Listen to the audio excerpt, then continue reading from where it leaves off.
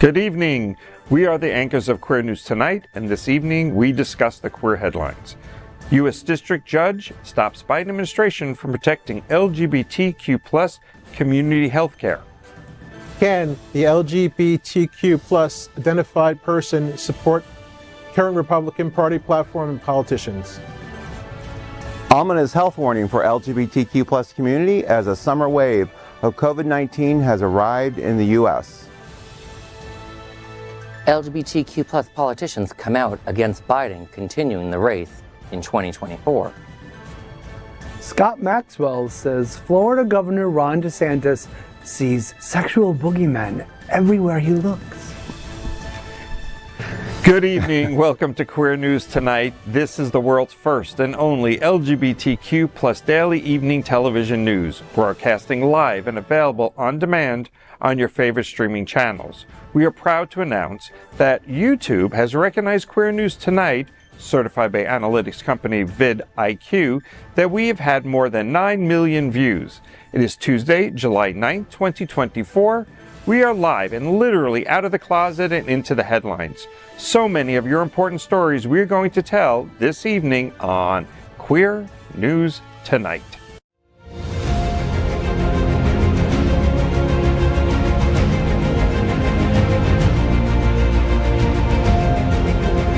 This is the world's first live daily LGBTQ evening news show, literally out of the closet and into the headlines on Queer News Tonight.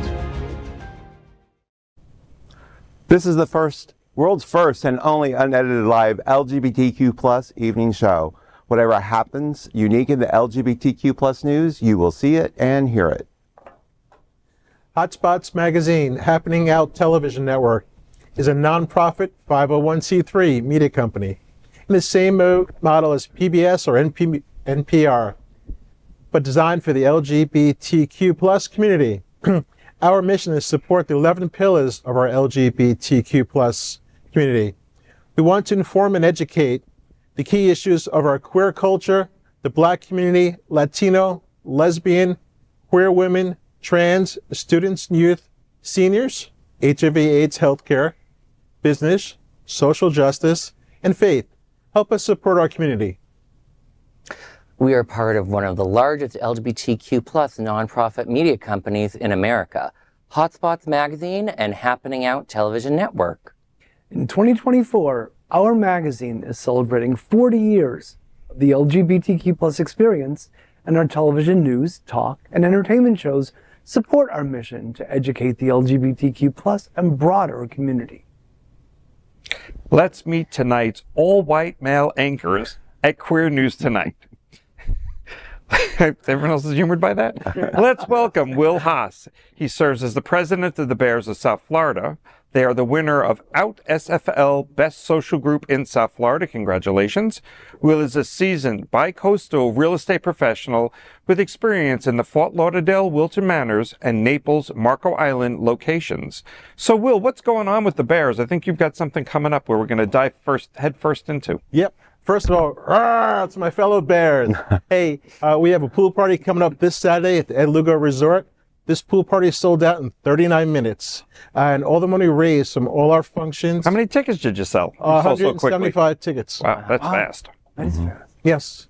And for all the money we raise, we give out to other LGBT nonprofits, especially what's going on in our country today, especially our state. You know, with the arts, we're actually helping our fellow, nonprofits. Yeah, the Bears do amazing things for our community, and they do support everybody else. So, yeah, it's a pleasure to be around and to work with the Bears on everything you do, from toys for kids to everything else. Thank you. Okay. All right, next, let's meet Von Biggs, Broward County HIV Health Services Planning Council's vice chair and disruptive advocate, challenging outdated perceptions and fighting for HIV/AIDS rights. As Holy Cross Health's community outreach coordinator, Von smashes stigma through innovative campaigns and social media.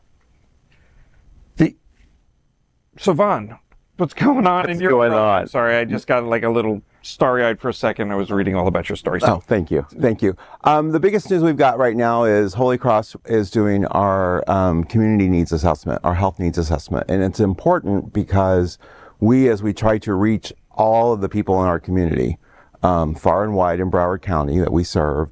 We want to make sure that we're addressing their needs. So I know a lot of us don't like to do surveys, we don't like to fill out, but this is a very simple process. There's a QR code here to scan for you. Just scan that. It's not going to collect your personal information. All it is asking questions of how we can, or what you need to improve your health care when you're using our services.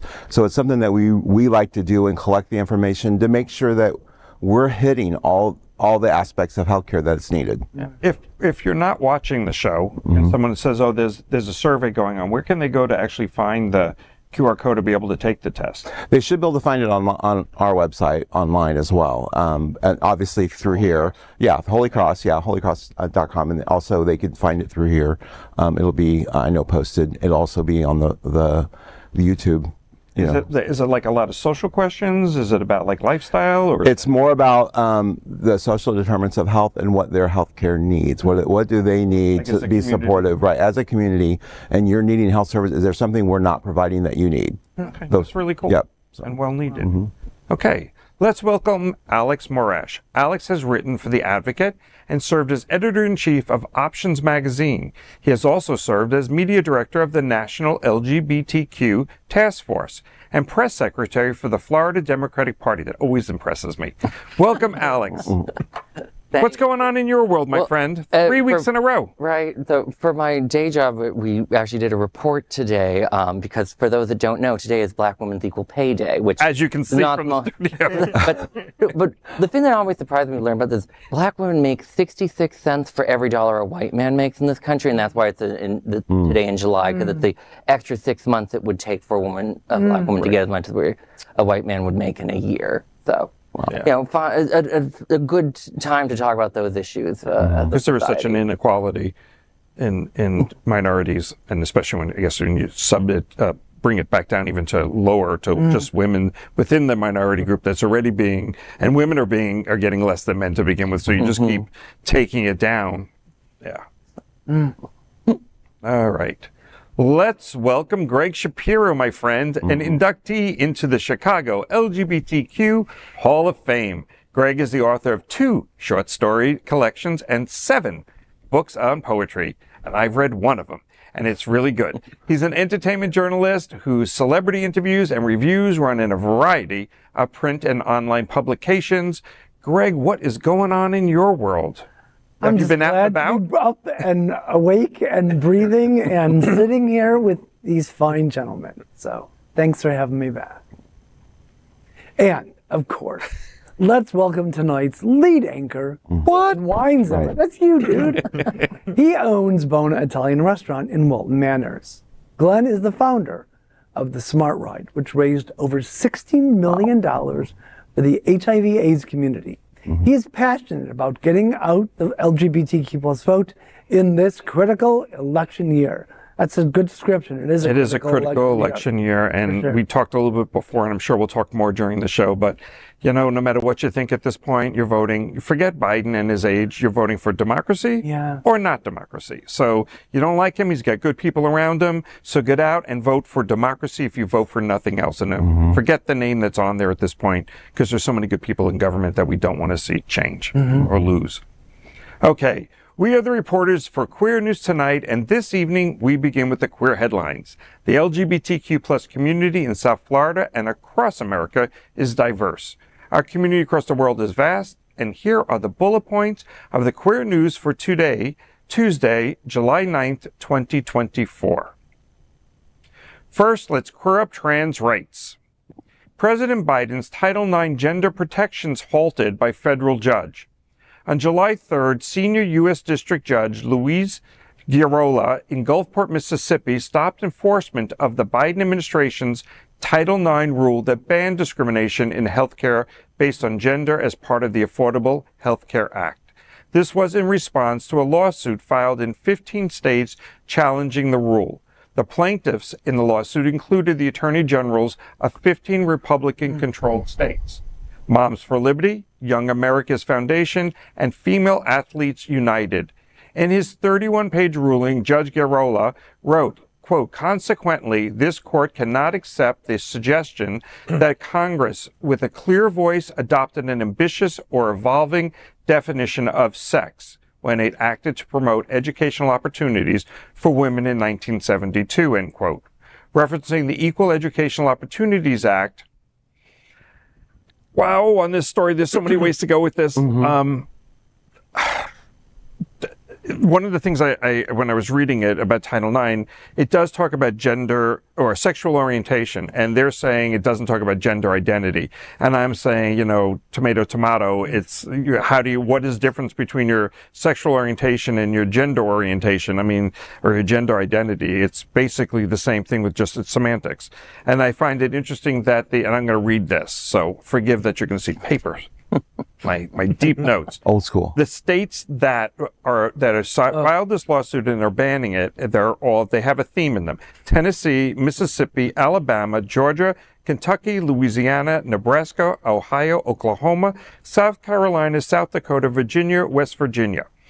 They didn't see New York, Chicago, California, or any other liberal states listing that they would like to make discrimination a part of their world. And South Dakota isn't in the South, but it wants to be in the South. Right, it says South. And again, the South, I promise you, the South will not rise again. I'm promising you. And gee, imagine a judge in Mississippi doing something as hateful as this. And by the way, the words Republican-controlled states should never be seen or spoken together in the same sentence. Please. Do you need water after that? Oh my God, it's chaos, seriously. This is something that the far right has been pushing for years. You know, we saw during Trump's administration where multiple former members of the Alliance Defending Freedom got into the Department of Public Health or HHS, I should say. And they've always been pushing this sort of discrimination against queer people and trans people. And it's really scary to see that, you know, this was the current administration. They did a good thing. You know, normally I give the administration a lot of crap. They need to do more. But this is something where they did everything perfectly normal, perfectly great thing for people. And to see a court do this is really disturbing. Yeah, it is. Any thoughts? Not really. Just ditto? Yeah, We're going to go with ditto? I'm kind of like, ditto, I'm going to say ditto twice? I can say disgust. Can I say just disgusted? I'm just disgusted. William, you've got the floor. Next, let's queer up politics. Can you be gay and MAGA? Perhaps no. Gay supporters of Trump and MAGA movement feel that gay rights movement is becoming increasingly leftist and leaving them behind, seemingly ignoring the history of the civil rights movement and the liberal roots. In an interview with New York Post, Hell's Kitchen resident Mark Dorman, he explained how he was blacklisted from his favorite gay bar, the Atlas Social Club, after being outspoken in his support for former President Trump. 64-year-old Dorman said it feels like the Soviet Union Marxist environment now. With the gay community, they feel that Republicans are on the far right, have an anti-gay thing. He says yes, and they have a certain religious belief.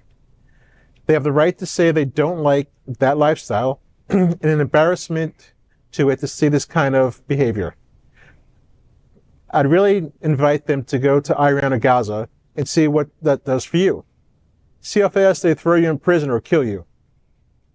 He also discussed how his husband nearly divorced him and kicked him out of the house when Trump won the 2016 election. MAGA gays also point to the embracing causes of supporting other minorities, especially the growing use of the Progress Pride flag. Gay culture critic Andrew Sullivan said of the Progress Pride flag, "It's an aesthetic and design monstrosity that no gay man should approve of. It's a disgrace to our sexual orientation." The question seems to be if the LGBTQ plus community can accept MAGA queer community. You know, this year is so difficult for everybody, and I feel sometimes if you do see a gay Republican out there, talk to them. Maybe say, hey, why do you feel this way? And hear them out, because maybe hopefully they'll hear you out and realize that, you know, they've learned something and they can switch their vote. Because, I mean, we're being hit on all sides of our community. We need to band together and we need to do the right thing. Like someone said, I saw on Facebook, you know, Alfred may be getting old. Would you rather have Joker run the Batcave? Right. Right. Exactly. Hey, Mark Dormat. doormat. If you think it feels like the Soviet Union now, you better hope that the day the dreaded Project 2025 goes into effect never comes. And what the fuck is Andrew Sullivan doing, still breathing and spewing?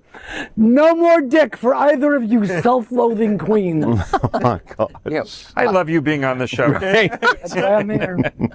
I noticed that this article was done by the New York Post, and it's a pretty far, getting to the point of being a pretty far-right newspaper. And like, when I see an article like this, my first question is like, how many other people other than these two whiny guys are there that think this way? Right. But also, like, he was claiming that, like, the queer movement is so left. It's like, I know, like, actual, like, pretty much communist types, and, like, we're more lefty than, like, moms of liberty, but we're not that far lefty. But, like, I found it also interesting to, like, ignore where our roots are. Like, Martin Duberman did a book, Has the Gay Movement Failed? He didn't really answer that question, but he did all the history. And I didn't know, like, the 60s and 70s, the queer movement, it was a really lefty, hippie, like, the Gay Liberation Front was hanging out with the Black Panthers. Like, our history is not, that conservative. Maybe these guys should, like, lighten up a little bit and not take themselves so seriously. But if they knew the history, then they wouldn't be whining about this. I know.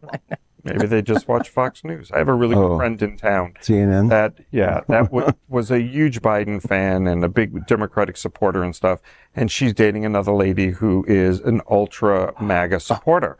And we had coffee together, and she said to me, there's no good choices, but, he's old and he scares me, and went on. And I was so taken back that I didn't even have a good, like, comeback defense to say, well, consider this, this, and this. I did the best I could, but I was like, are you watching Fox News and MSNBC, or are you just watching Fox News? Because it does sound believable if you watch it long enough that a lot of the things they say make sense because they justify it. But it just scared me, and I didn't know what to do with her because, how easily people can be influenced is, I guess, my point, is like people are so easily influenced by the people around them, and it's so easy to change someone's mind. And I really believe people like to follow, not lead. So if they have a choice between making a statement, making a difference, and leading, they will rather hide behind somebody else than forge their own way forward. And, it's just easier. Well, it was like you were saying, Will, that if you see somebody who talks like that, absolutely. I think sometimes we're so gobsmacked when we hear what is pouring out of their mouths that I would like cut and run. I couldn't even sit there. But if you really think that it's possible to change hearts and minds, do Republicans have hearts and minds? Well, maybe not. They bleed if you cut. Hey, Dorothy. I mean, if you think it's possible, then dialogue is always the way to sort of solve world problems. I mean, if you don't know who you're up against, you don't know what motivates them to be who they are. So I agree with you, Will. Like, you're having conversations, but I think this is so innately a call to action or sets off a fire in all of us so quickly that we don't have time to reason because we're so attuned to, like, you have to be wrong. And I don't think we listen as well as, and neither side listens as well, and we end up where we are. Well, you said it perfectly. Neither side listens, right? I think so. All right. But neither side does listen, and I feel like they have, people have the ideology of being Republican, and they're straight ticket voters, and but they're not really looking at the person. They're looking at the ideology behind that. And so therefore, and then when it comes against a personal attack or it becomes against an LGBTQ community, then it's like, wait a minute. Then we all speak up. But you said it earlier, we just need to vote for democracy this time. It doesn't matter who's on the ticket, just vote for democracy. Right? Those people need to register to vote, vote, and it's important because if you don't, you can say, well, I'm going to vote for this person, you don't go out and vote, it's as good as throwing a vote away. Right. One of the recent elections, it was like 2 weeks ago, I think the winner won, or the person lost by 300 votes, 313 votes or something. Right. That is nothing. Right. If we can easily find 300 of our friends who would go, I just didn't bother because it wasn't going to make a difference. All those add up. When I was helping a friend of mine, his name was Alex Morse, which is very similar to mine. His mother got so confused when I told her my name.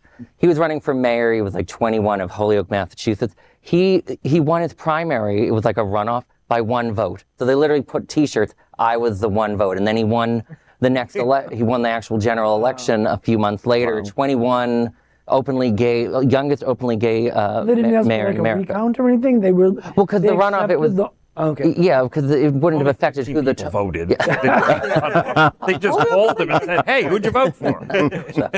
But no, that one vote can really make a difference. You must have felt terrible. I wasn't. I wasn't a voter in Holyoke. Oh my gosh. All right. Next, let's queer up health.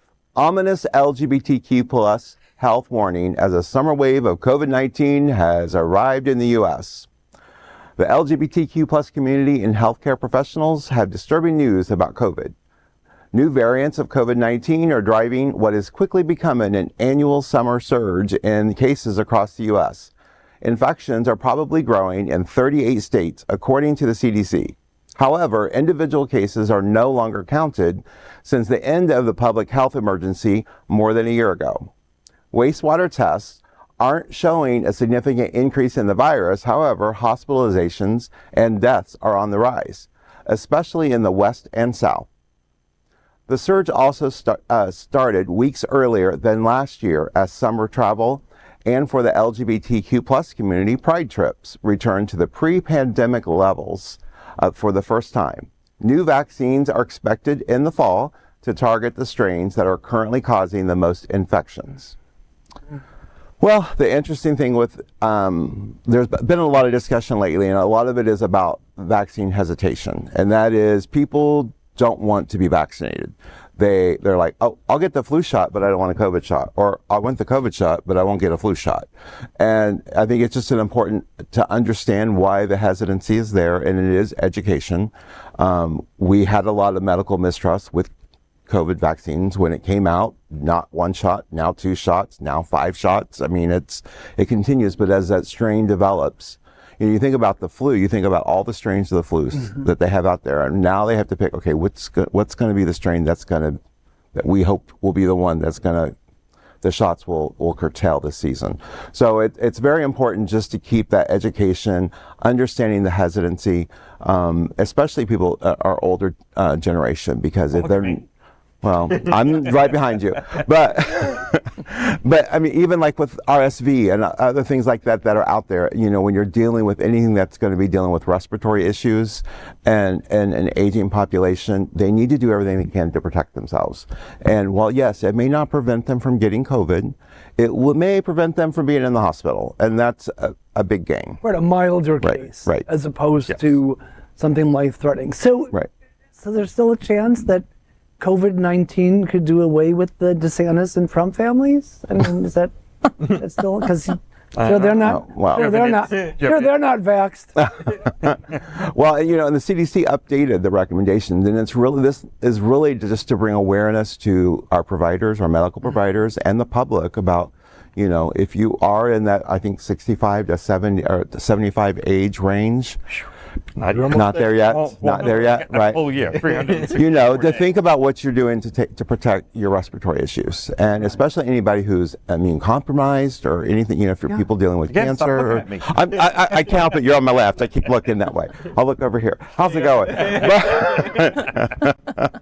But I think the changes are meant basically just to bring awareness to the community and to our providers to make the recommendations to all their patients. So all that is great, but I'm still stuck on the fact that they measure our wastewater to determine what is out there. What else are they testing? I know that, but do you want to know? A sample? No, I don't. Okay. But that's where we're going for samples, but iron and stuff in our food is still okay, or there's got to be other stuff. I mean, what else are they going after? Right.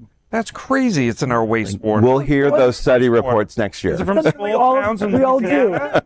Is it from New York City? Where are they testing this water? Right. It's a big country. Different results. But COVID really is still going around. I just had a friend on the phone in Boston was telling me, I can't work this week because I'm sick with COVID. And I'm like, my goodness. Now, I, of course, looking at this, the first thing I remember was I'm so glad a few weeks before Pride every year now is when I get my booster shot. Because I know I'm going to be a hot mess and hang out with too many people. being so proactive. I The love first it. pride I went back to post-COVID. My boyfriend and I, we were so sick for like a week afterwards. We didn't get tested for COVID, but Well, what did it you was most do? likely. It was most likely No, COVID. you like, probably don't know what you did. Crowd, yeah. Next, let's queer up politics. Debate heats up as lesbian Congresswoman Angie Craig joins calls for Biden to step down. After a disastrous showing at the first presidential debate and an interview for ABC that was nearly as bad, several prominent Democrats are stepping forward with concerns about President Biden. Out Representative Angie Craig of Minnesota has called for the current president to drop out of the race, as has openly gay Rep. Mark Takano of California, and Massachusetts lesbian Governor Maura Healey has also expressed concerns about Biden's performances. In a statement, Craig wrote, "I have great respect for President Biden's decades of service for our nation and his steadfast commitment to making our country a better place. However, given what I saw and heard from the president during last week's debate in Atlanta, coupled with the lack of a forceful response from the president himself following that debate, I do not believe that the president can effectively campaign and win against Donald Trump. This is not a decision I've come to lightly, but there is simply too much at stake to risk a second Donald Trump presidency.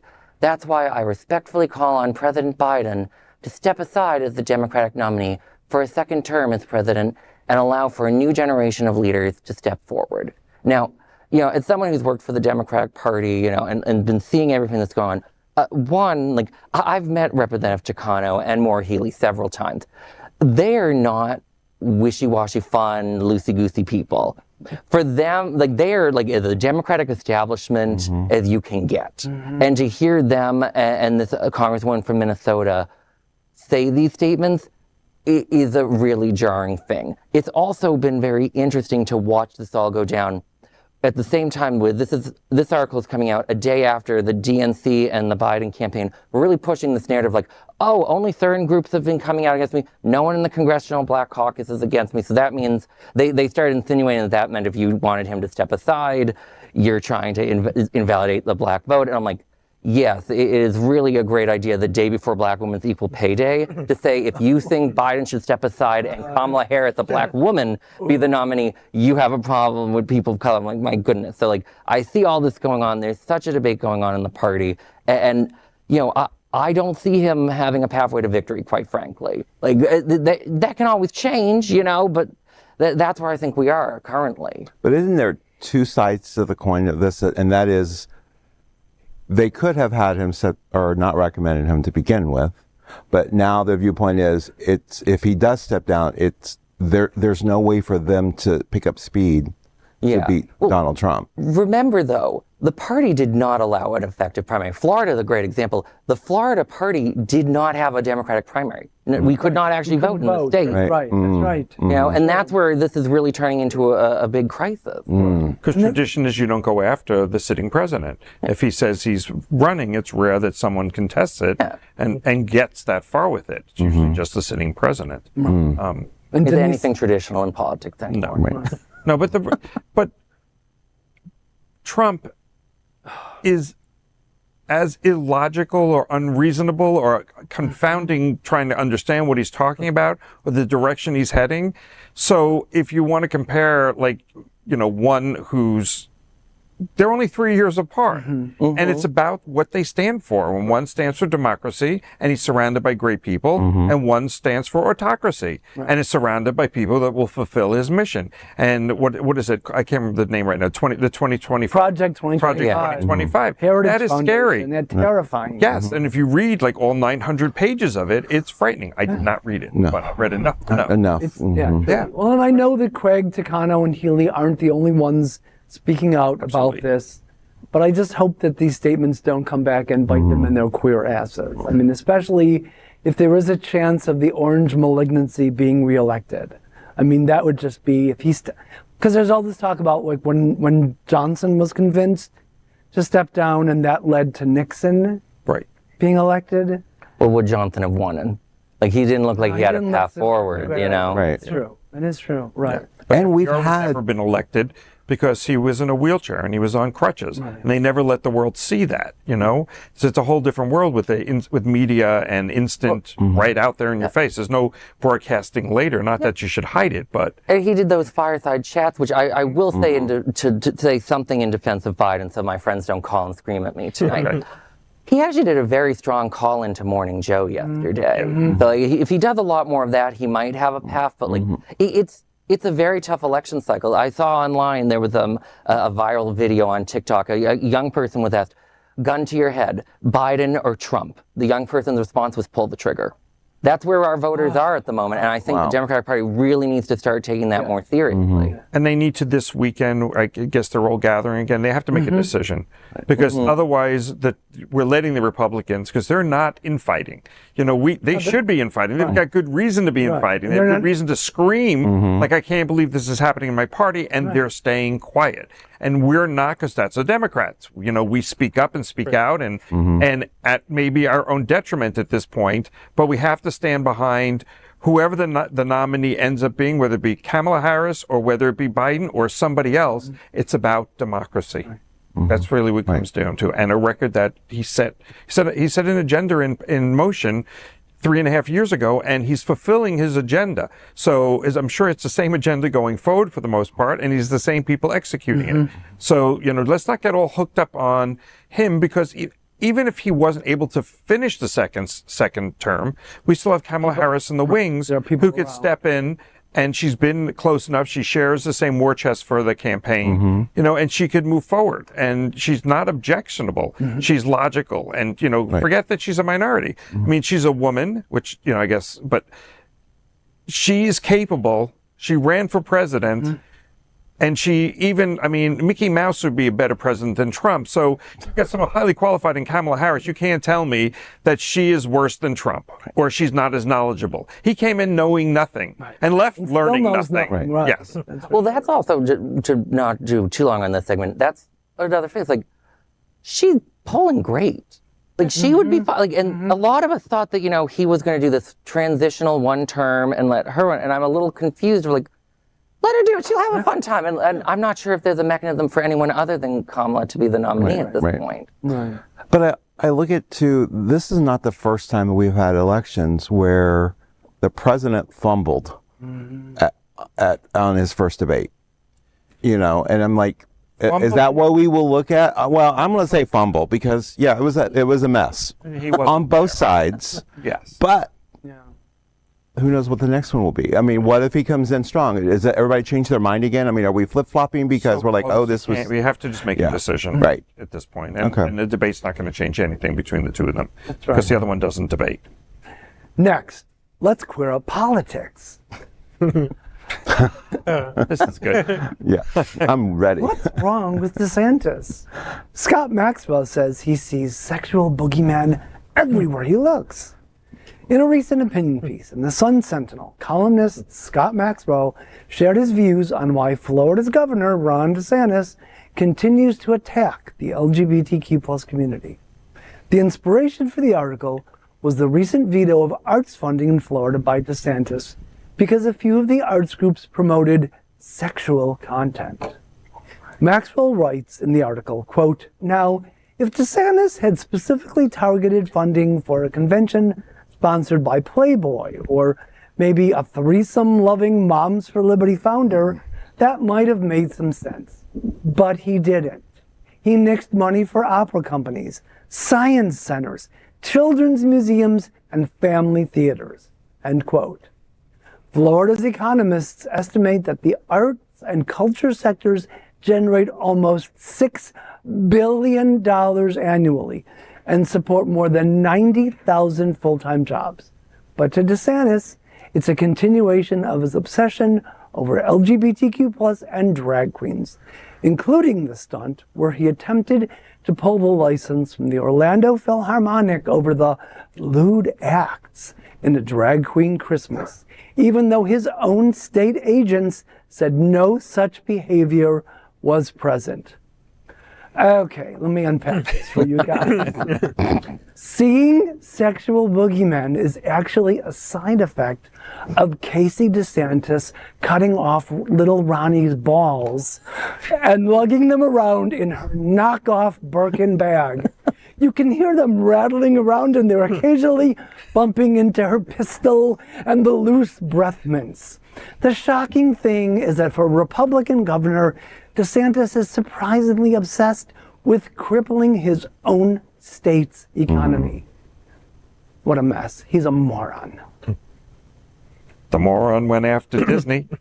Again, one of the biggest employers and revenue sources for the state of Florida, and he went after them. And they're doing just fine. Governor. Should have never been a governor. Yeah. You know, I actually find DeSantis to be an unusually effective politician. Like when I was working, I hear effective. Yeah, that doesn't effective at winning what he wants. Right. That's not the same thing as a decent human being. It's like I always found like when I was at the Florida Dems, it was easy to hurt Donald Trump's approval rating. I could hit him on a different way than I could see it. DeSantis was always a much harder person to hit. And looking at this particular situation, I actually disagree with Maxwell. Not on like I think there should be tons of funding. He said that we normally fund 32 million. I think it should be 100 million at least. But by cutting it for everyone instead of picking and choosing, that was actually very smart to say, I'm not going to create this thing where only things I approve of get funded, which would be a really dystopian look. I'm just going to say, well, we can't do it for anyone then. And I feel like I don't like what he did, but that was one of his times he does that. I'm like, oh, I wish he has an unusually smart way of doing it. But he's still kicking the economy in the balls. Of course he is, but he seems to do fine with voters with that. Because his balls are in his wife's handbag. You already said that. Well, hasn't he kicked the states in the ball? No, like, I understand. It's just for some reason voters don't seem to care about the economy in that way, which is very weird because normally they do care. Yeah. But like, I think one thing that Trump, I'll semi-agree with Trump on one thing is like, it's not hard to have a good approval rating in Florida because it's always sunny down here. So that might also be what goes on with DeSantis. Oh, I'm supposed to go next, aren't I? Okay. Well, you can if you'd like. If you want to skip you, we can move on. Tonight's broadcast is presented by viewers like you and the generous support by Visit Lauderdale. Everyone under the sun.